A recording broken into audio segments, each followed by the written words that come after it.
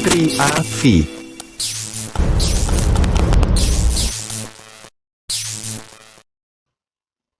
Halo, Assalamualaikum warahmatullahi wabarakatuh.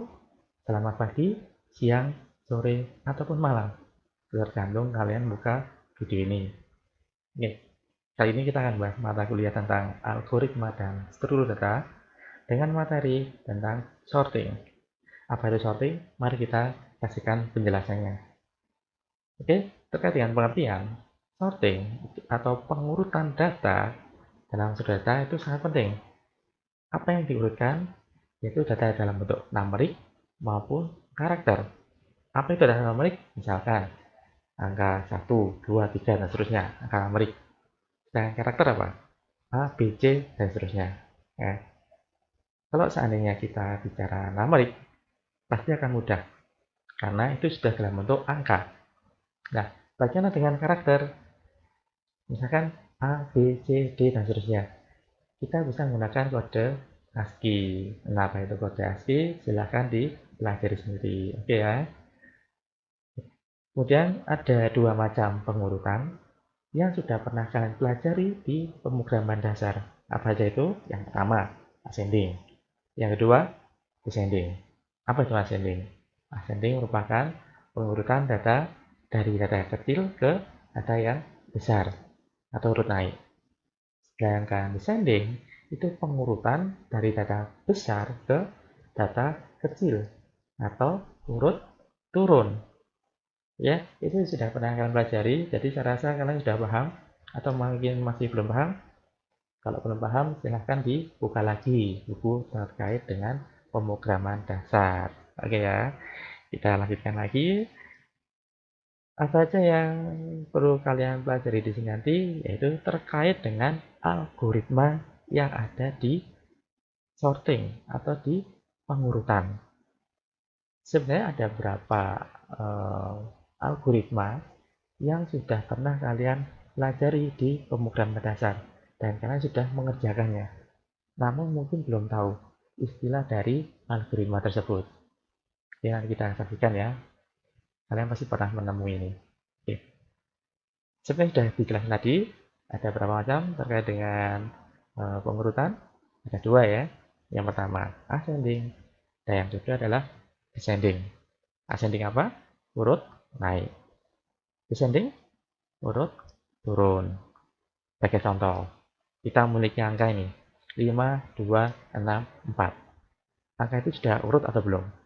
Belum kan ya? Nah, kita harus bisa melakukan sorting. Berdasarkan apa? Ya tergantung apakah kita menginginkan ascending ataupun descending. Sebagai contoh di sini, 2, 4, 5, 6. Ini apa? Urut naik atau urut turun? Yaitu urut naik. Istilah lainnya apa? Ascending. Sedangkan yang bawah, 6, 5, 4, 2, yaitu urut turun. Oke ya. Sebagai manusia kita pasti sudah bisa langsung menjawab. 5, 2, 6, 4 itu tidak urut. Kalau ingin diurut naik bagaimana? Kalian pasti bisa langsung menjawab. 2, 4, 5, 6. Kalau urut turun, 6, 5, 4, 2. Nah, bagaimana dengan komputer? Dia tidak tahu. Langsung menjawab. Oh ini langsung 5, 2, 6, 4. 2, 4, 5, 6. 6, 5, 4, 2. Dan seterusnya. Ya, tidak bisa kalau komputer. Jadi kita harus memberikan algoritma. Oke ya, kita lanjut. Apa manfaatnya dari sorting ini? Yang pertama, data mudah dicari. Contohnya apa? Buku telepon, kamus bahasa, ataupun yang lainnya. Sebagai contoh, buku skripsi. Misal, kalian buka daftar isi, kemudian di situ tertulis bab metodologi, ada di halaman 50 misalkan. Ya, halaman 50 itu pasti akan kalian cari. Ketika datanya urut, pasti kalian mudah untuk menemukan data tersebut. Bagaimana jika tidak urut? Kalian pasti akan mencari dengan repot, ya, sangat susah sekali. Misalkan ada 100 halaman, disuruh mencari halaman 50 pasti akan susah. Selain mudah dicari apa? Yaitu mudah untuk dibetulkan. Sudah ketemu, tinggal dibetulkan aja. Atau mungkin dihapus. Sudah ketemu, dihapus. ataupun yang lain, disisipi atau digabungkan. Ini ya. Manfaat yang kedua, mudah melakukan pengecekan apakah ada data yang hilang atau tidak. Sebagai contoh, buku lagi. Misal kalian sedang membaca buku, kemudian sudah sampai halaman 10, tiba-tiba kalian membaca halaman berikutnya, kok tidak nyambung cerita antara halaman 10 dan selanjutnya. Setelah kalian cek, ternyata halamannya setelah 10 tidak 11, tapi langsung lompat. Nah, dari sini kita bisa tahu, oh ternyata buku ini ada yang hilang. Misalkan setelah 10 langsung ke 19 misalkan. Wah, berarti ada sekian lembar halaman, ada sekian lembar eh, cerita atau keterangan dari buku tersebut yang hilang. Jadi seperti itu ya. Jadi manfaat yang kedua adalah mudah melakukan pengecekan apakah ada data yang hilang atau tidak.